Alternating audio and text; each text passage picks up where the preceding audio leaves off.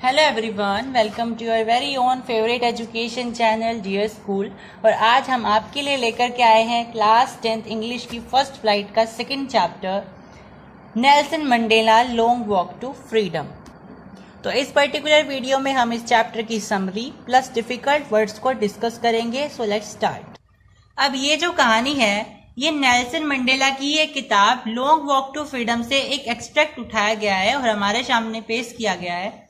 Basically ये एक ऐसा सीन है जहाँ पे एक ऐसी स्टोरी बोल सकते हैं जहाँ पे नेल्सन मंडेला जी साउथ अफ्रीका के प्रेसिडेंट बन जाते हैं। अब ये उनका प्रेसिडेंट बनना इतनी बड़ी बात क्यों हो गई कि चैप्टर छापना पड़ा उसके लिए? तो इसलिए हुई क्योंकि साउथ अफ्रीका में ब्लैक लोग रहते हैं इंडिविजुअली, नेटिव लोग ब्लैक होते हैं, लेकिन वहां पे व्हाइट्स लोग आए और उन्होंने वहां पे कब्जा कर लिया।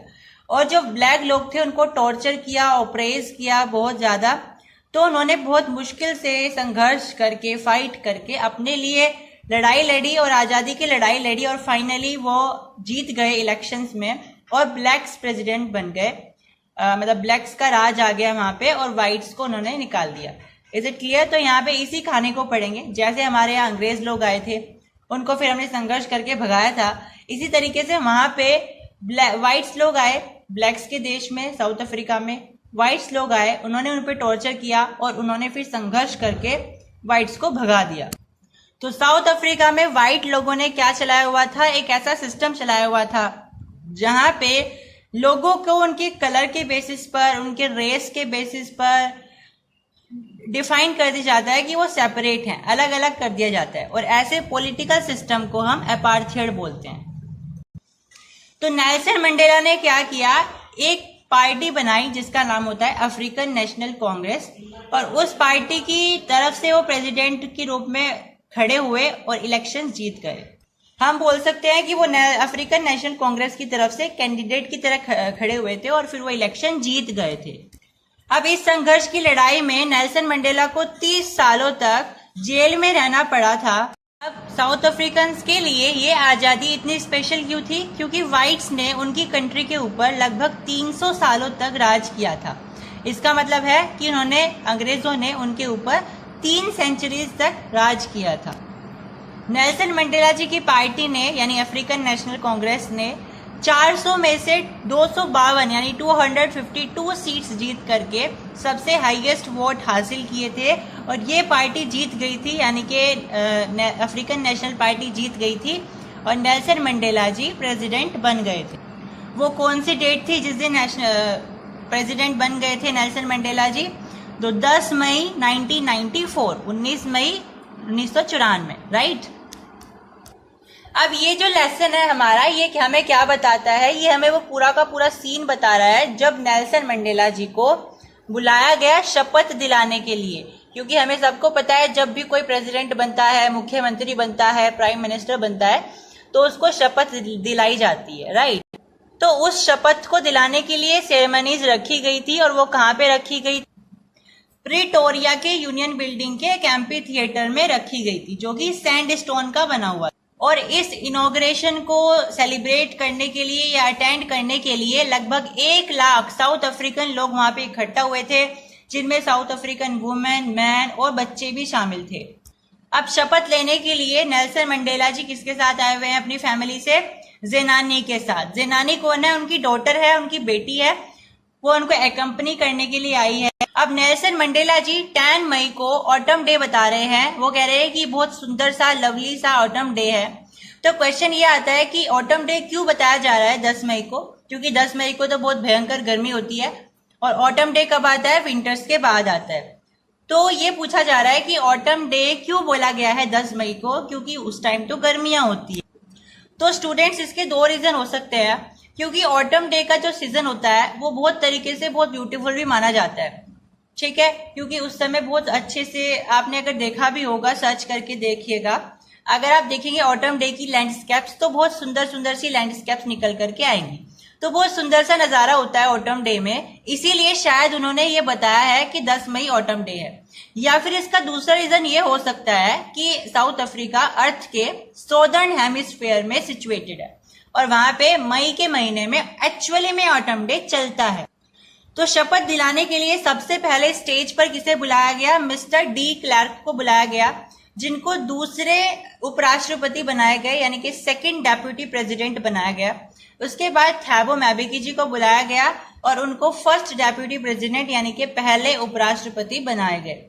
इसके बाद नंबर आया नेल्सन मंडेला जी का, जिन्हें प्रेसिडेंट की शपथ दिलाई गई। अब आती है उनकी स्पीच की बारी। वो स्पीच देना शुरू करते हैं और सबको धन्यवाद करते हैं, जितने भी दूर दूर से कंट्रीज से लोग आए हैं या उनकी कंट्री के जितने भी लीडर्स वहां पे इकट्ठा हुए हैं, उनको सबको थैंक यू बोलते हैं। और वो कहते हैं ये जो हमने आज जीत हासिल करी है वो केवल साउथ अफ्रीका की नहीं है, वो सारे देश, वो सारी दुनिया की है। जो भी दुनिया इन सारी चीजों से लड़ रही है उन सबके लिए एक प्रेरणा है। जैसे इंडिया वालों ने भी ना नेल्सन मंडेला जी को भारत रत्न दिया था। क्यों दिया था? क्योंकि उन्हीं से हमने सीख लेकर के अपने इंडिया को भी जो है आजाद करवाया। कहीं ना कहीं हमने उनसे इंस्पिरेशन ली थी। तो वो यही बोलते हैं कि ये किसी देश की आजादी नहीं है, बल्कि एक ह्यूमन डिजास्टर यानी कि एक मानव दुर्घटना को या मानव आपदा को हमने खत्म किया है। और ये सबके लिए एक तरीके से पहल है। सब इसकी शुरुआत मान सकते हैं कि आज से हमने ये ठान लिया है कि हम अपने देश को आजाद कराएंगे। जितने भी देश आज भी इन सारी अपार्थाइड सिस्टम और जितने भी पॉलिटिकल सिस्टम है उनसे जूझ रहे हैं, वो इनसे प्रेरणा ले सकते हैं। फिर वो शपथ लेते हैं और वो कहते हैं कि मैं अपने देश को गरीबी से, सफरिंग से, रेस से, डिस्क्रिमिनेशन से, इन सब से दूर रखूंगा। यानी मेरी कंट्री में कभी भी कोई भी गरीब नहीं होगा, कोई भी डिस्क्रिमिनेशन नहीं होगा। मैं पूरा प्रयास करूंगा अपनी कंट्री को इन सारे दुख दर्दों से दूर रहने के लिए, क्योंकि मेरे देश ने अभी तक बहुत सारे दुख देखे हैं और मैं चाहता हूं कि आगे वो बहुत खुश रहे और ये सारे के सारे जो सफरिंग्स है वो उन्हें सहने ना पड़े।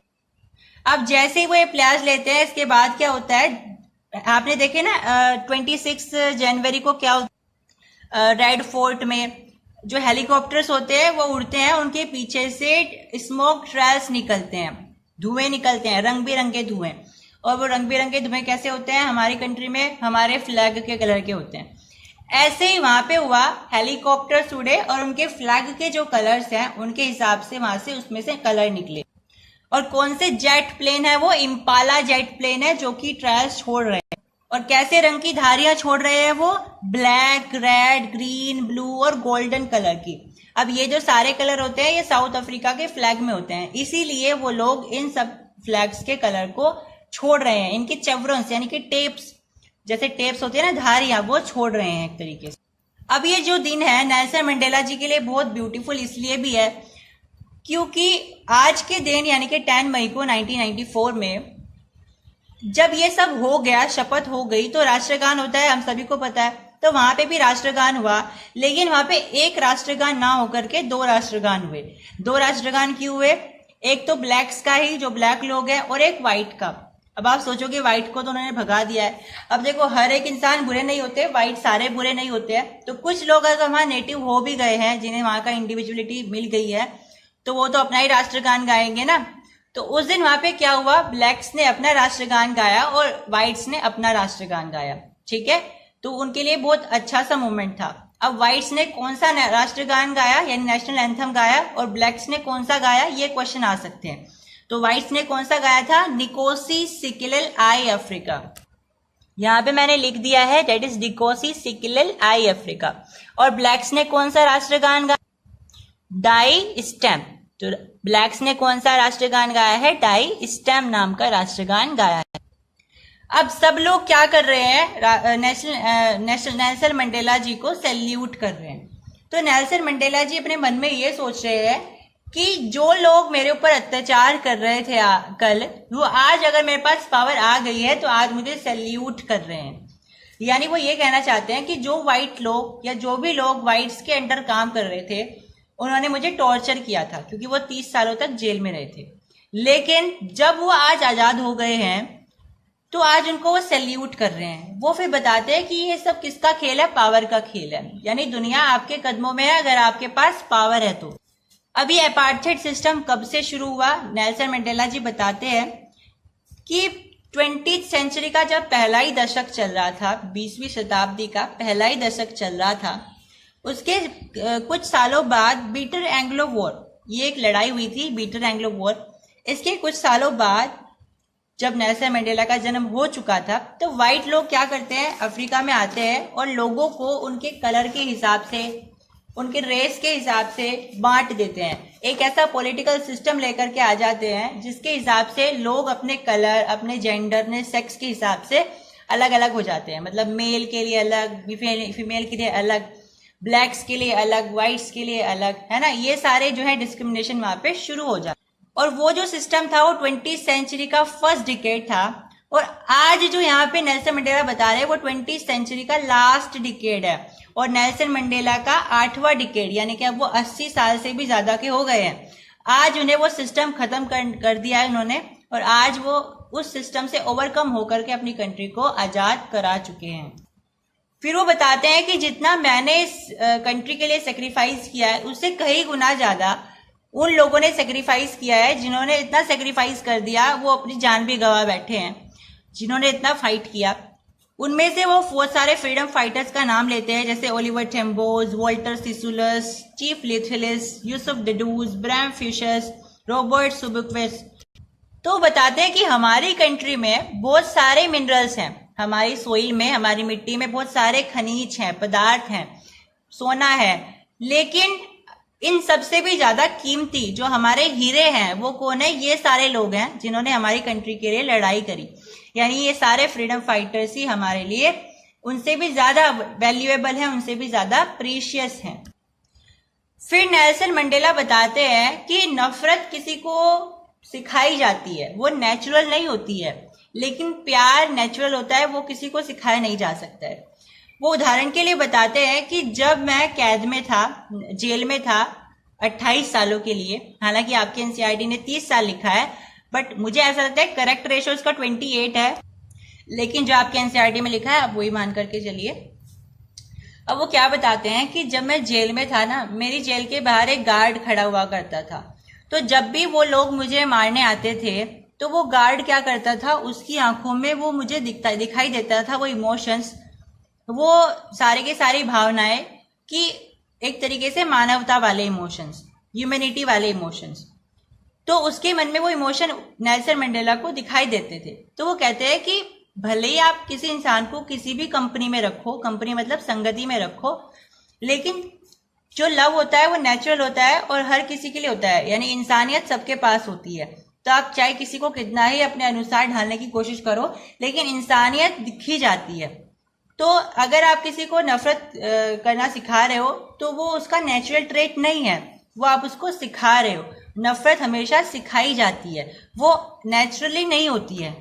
लेकिन लव यानी ह्यूमैनिटी, वो आप चाहे सिखाओ भी मत, टाइम पे आने पे वो खुद ही आ जाती है और इमोशंस के रूप में हमारे पर्सनालिटी में आ जाती है। एग्जाम्पल के लिए, जैसे अगर हमारे आस पड़ोस में हमारी किसी से लड़ाई हो जाती है तो हम अपने बच्चों को बोलते हैं कि उनके नहीं जाना है, उनके नहीं जाना है। तो हम अपने बच्चों को क्या कर रहे हैं, उनको सिखा रहे हैं नफरत करना, कि उनसे नफरत करो। और फिर धीरे धीरे क्या होगा, वो खुद ही जाना बंद कर देंगे, चाहे आप मना भी मत करो, क्योंकि अब वो उनके अंदर बस गई है नफरत करने की जो पर्सनैलिटी है। तो ये एक ट्रेट नहीं होता है, ये इनहेरिट नहीं होता है, ये एक तरीके से सिखाया जाता है। Is it clear? अब नेल्सन मंडेला जी क्या बताते हैं कि मुझे आजादी की हमेशा ऐसी भूख नहीं थी कि मुझे आजादी चाहिए, वो चाहिए, क्योंकि जो पहले हम जब पैदा हुए थे, छोटे से थे, हमें ये पता भी नहीं था आजादी क्या है या बंदी रहना क्या है, प्रतंत्र क्या है, स्वतंत्र क्या है। जब हम छोटे थे हम तो फ्री थे, आजादी थे, अपने गांव में रहते थे, अपने गांव के आसपास घूमते थे, नदियों में, तालाबों में घूमते फिरते थे, बढ़िया से भुट्टा खाते थे, रात को लाइटों में पढ़ते थे जा जा करके।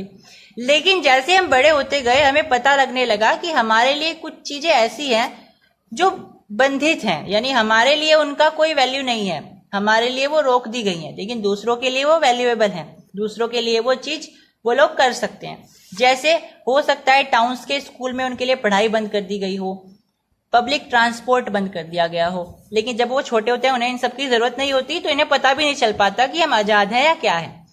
ठीक है, तो जैसे जैसे वो बड़े होते गए उन्हें पता चलता गया कि हम आजाद नहीं हैं। अब नेल्सन मंडेला क्या बताते हैं कि हर इंसान के ना 2 लक्ष्य होते हैं या 2 कर्तव्य होते हैं। पहला कर्तव्य होता है उसकी फैमिली को लेकर के, उसके परिवार को लेकर के, और दूसरा कर्तव्य होता है उसके देश को लेकर के, उसकी सोसाइटी को लेकर के या कम्युनिटी को लेकर के। परिवार को लेकर के क्या होता है कि उसकी पत्नी, उसके बच्चे, उसके माँ बाप खुश रहे, उन्हें हर खुशी मिले। और अपने कंट्री के लिए क्या होता है कि अपनी कंट्री के लिए हर वो कोशिश करना जिससे उसकी कंट्री खुश रहे। अब नेल्सन मंडेला क्या करते हैं कि हमें इन दोनों का ही ख्याल रखना होता है, और सबसे ज्यादा जरूरी इन दोनों में क्या है, अपनी कंट्री के लिए। Is it clear? क्योंकि आपका परिवार भी आपकी कंट्री के अंदर ही तो आता है, तो आप अपनी कंट्री के लिए ऑब्लिगेशन को ज्यादा प्रायोरिटी दीजिए, lesser than the priority to your own family. यानी कि हमारी फैमिली हमारे लिए इंपॉर्टेंट हो सकती है, लेकिन हमारी कंट्री से ज्यादा नहीं। हमारी कंट्री हमारे लिए और इतनी इंपॉर्टेंट होती है क्योंकि हमारी कंट्री ने हमें बहुत कुछ दिया है, रहने के लिए दिया है, बहुत कुछ दी है, और हमारी कंट्री के लिए हमारा उतना ही सेक्रीफाइस होना जरूरी है। So that was the summary of this lesson. Hope you have liked the session, and comment if you like the session, and subscribe the channel as well as students. Thank you.